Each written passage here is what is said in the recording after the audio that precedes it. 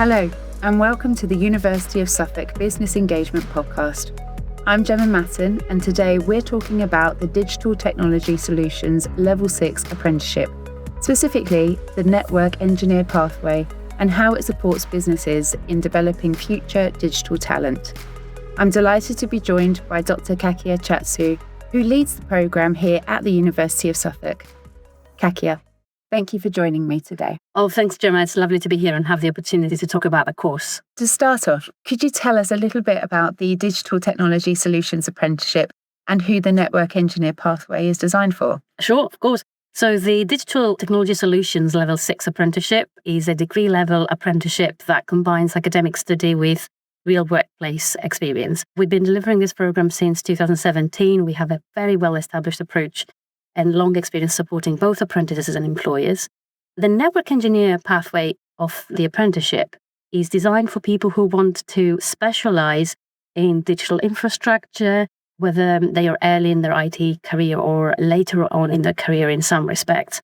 And they would come from a wide range of sectors, such as not just your typical telecommunications companies, but SMEs, public sector organizations, and larger enterprises. I think if you perceive of that individual as the professional that sets up the infrastructure for quite a lot of the systems and devices that we have got connected around us, that would be very relevant to a professional like that. So why is there such a growing demand for network engineering and digital infrastructure skills across the industries right now? Demand for network engineering is not going to go away anytime soon.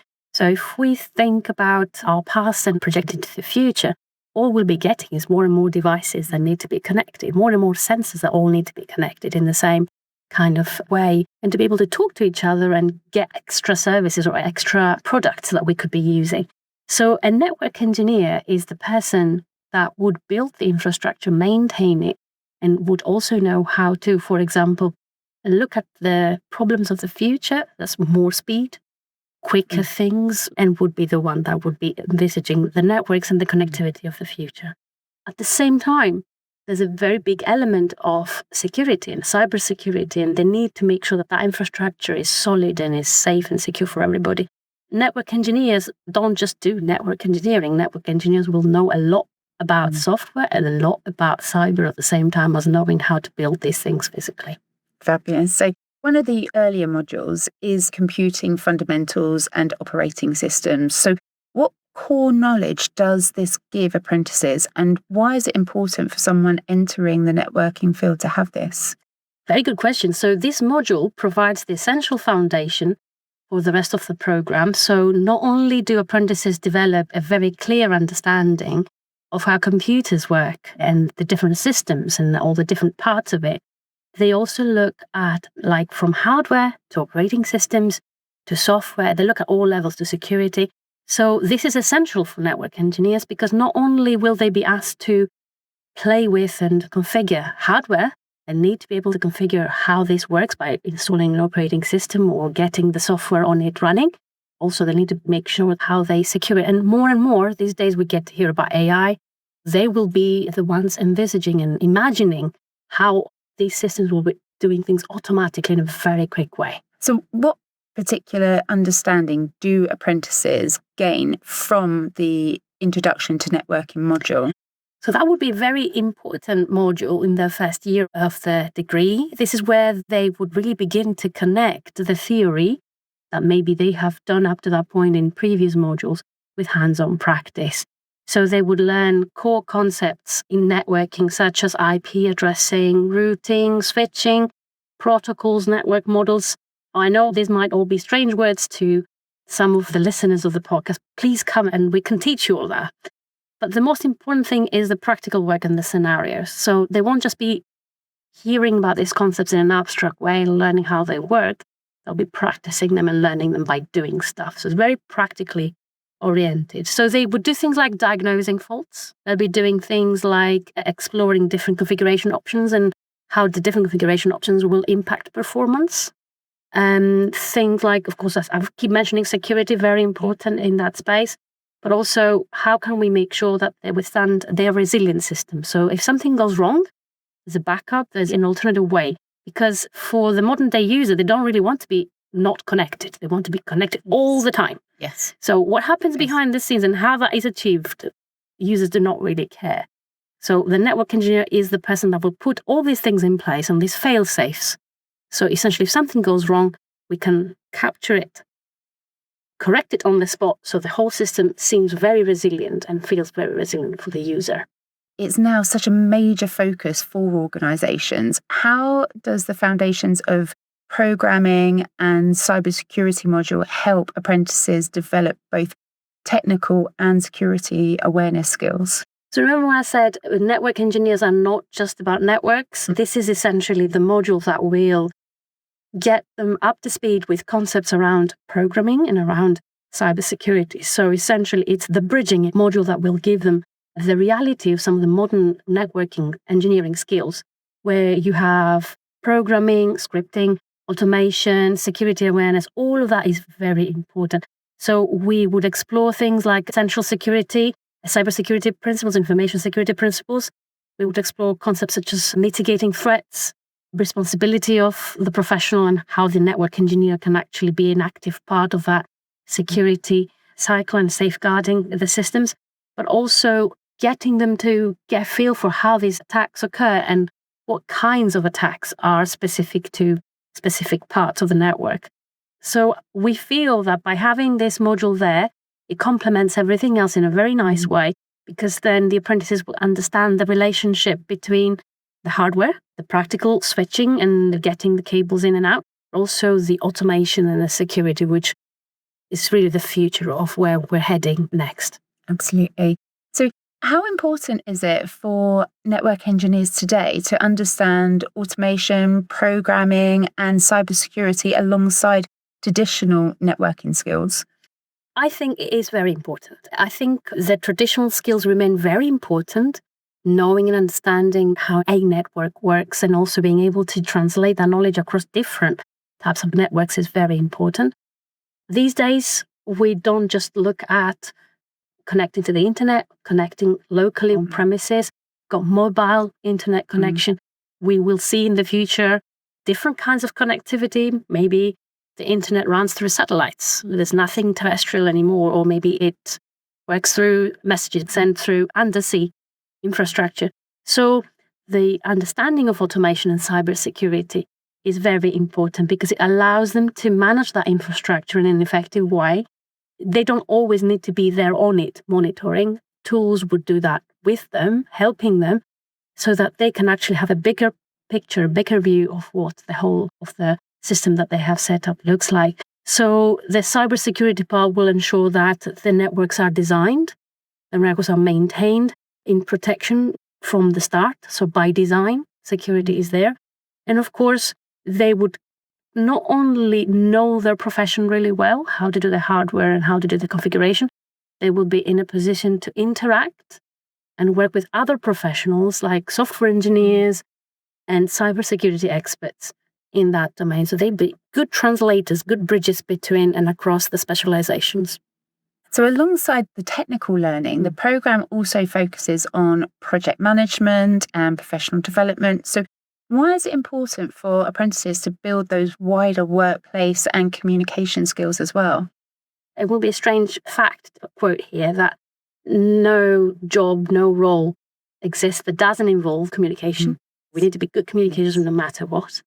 And of course, have the ability to manage a project. So time management, understanding the resources, understanding cost are very important things for whatever projects, whatever work, whatever role they might be engaging in the future. So that's why we have added this very important part of the skills building. Also within apprenticeships, these kinds of skills are not just additional skills or soft skills, they're very much a part of the apprenticeship standards. We've got loads of different types of assessment incorporated in the degree, group work or presentations to help those network engineers that maybe don't feel so good or so confident in certain areas, or not everybody is an extrovert, not everybody is very good with presentations, but the role of the degree is to get them to improve on whatever skills gap they might have, so that at the end of that, they come out as complete professionals that can then make a difference in the business that they work for. So even though they're not at all soft skills, they're a very important part of what they do. So how does the apprenticeship help employers develop talent that can contribute to real business projects and organisational goals?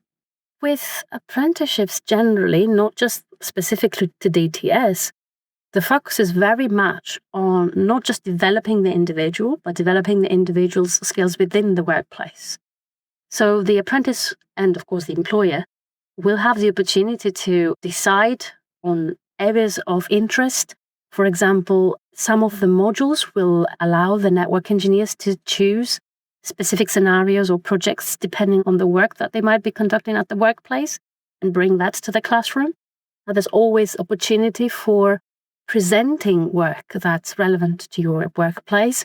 I think the standard that the apprentices would be under in the next couple of years requires all apprentices, as part of their apprenticeship assessment at the end, to have maybe 6 to 8 different projects they can demonstrate that they would have done throughout the 3-year apprenticeship. So there's great focus in bringing knowledge exchange, I would say. Not only learn at the university, not only learn at the workplace, but bring the two together and essentially bring it all into one bigger picture. With employees in particular, we've seen, especially in certain modules towards the end of the apprenticeship, so level 6 essentially, we have a lot of opportunities, even within assignments, for apprentices to choose their own scenario. And that could be essentially directly linked to work that they do at the workplace. So really, I think opportunity to make direct impact on the employee and their employment as well. So not just learning and combining, but also building and making a difference to the current work that's going on in the organisation they work for. What's good with the apprenticeship is that they are mixing with other people from other industries and getting other understandings of what's going on in and around businesses in the whole of the UK, maybe even worldwide, and creating those networks as well, which also help and support their business and their organisations. Absolutely. So what is fantastic with this degree is that teaching happens at Adastral Park in Martlesham Heath in Suffolk. So essentially that puts our apprentices at the heart of the local technology ecosystem. So not only can they benefit from whatever is going on at the normal workplace, they can actually benefit from exchanging ideas and talking about various things. And we are accredited by Tech Skills UK, which is another body that essentially gives them opportunities for industry involvement with the projects, etc. So it's great benefits all around. I think that knowledge exchange is a nice term that describes the passing on and cross-pollination that's happening in terms of the knowledge and the learning. Yeah, absolutely. So what would you say are the biggest benefits for employers investing in digital apprenticeships like this? Digital apprenticeships allow employers to develop either existing employees that they have working for them or future talent into skilled professionals in a very structured and guided way, and very cost-effective way, if I may say. So apprentices not only learn as part of the normal degree, they learn in the context of what the workplace and the organization would like. So that means that they ensure very relevant knowledge being transferred to their organization and the business directly. So also, national figures might say that employee retention is a major benefit. So the reports that we've been seeing is that apprentices show strong loyalty, strong engagement, and strong motivation with the business and the organization that they work for. So if they feel that they are supported, they will be essentially sticking with the business much longer. Not only you creating happy people, you're creating skilled people, and you are reducing the cost of recruiting new people because that employee was no longer happy or didn't feel valued in what they were doing. Our program in particular, the strengths are around capacity in critical areas, networking, automation, cybersecurity. And that means that if you're a large organization and you already have a group, a section, a department of network engineers, that's fine. If you don't, and you are a small, medium enterprise that just has the need for more specialized knowledge around networking, that's also for you, because you can take that individual, train them all the way to the level 6 or 3 years, doing loads of good projects that would improve what you're offering in terms of your business and your skills in-house. The retention, good quality people is so important. And the fact that it is cost effective, because if you are a levy payer, you're paying into that pot anyway. So to actually utilise that and support your staff with putting them into an apprenticeship. And it could be staff that have been working with you for years. It could be somebody who's just started with you. So I think that that's something important, that also with non-levy businesses, that they can also go to levy payers that aren't utilising and ask them if they can utilise their levy. There's that as well that we can obviously help and support with. So if an employer comes along who does want to invest in their staff, we can also help and support them with accessing levy if they're not a levy payer themselves. So, and finally, for anyone considering applying or supporting a member of staff onto the programme, what would you say makes this apprenticeship such a valuable opportunity? If it's an employee that has been working with you for a little while, passing on the thanks, if you like, recognising that the skills can be improved upon and there's an opportunity for you to develop. So it's all about making sure you look after the people that work for you. But I think for those that are not yet working, so if it's like a new apprenticeship that they're opening up, I think we're finding that apprentices would gain a degree level qualification while earning without the need to be in debt. So for a local community and for the sake of keeping the local talent local and not letting them go out of Suffolk, I think apprenticeship is a fantastic opportunity to be both improving on the satisfaction of your current employees, but also contributing to the local community in that respect. So loads of positive things there. We are finding that apprentices start small, but they build confidence. They are much more likely to progress and get promoted. They're much more determined about their career path. For employers, we're finding that they look after their employees. They develop work-ready professionals. The expertise doesn't leave the region, but also it's an opportunity generally to invest the skills that genuinely matter for the future. And for a university like ours, which has got civic responsibility and involvement in the community, it's very important to us that. So I think it's contributing in so many good ways towards a better future for the region and for where we are and what we stand for. Kakia, thank you so much for joining me today and sharing more about the Digital Technology Solutions Level 6 Apprenticeship, and particularly this one being the Network Engineer pathway. So it's clear that programs like this are vital in helping organisations build the digital and cyber skills needed for the future, while also giving apprentices the opportunity to gain hands-on experience alongside academic learning.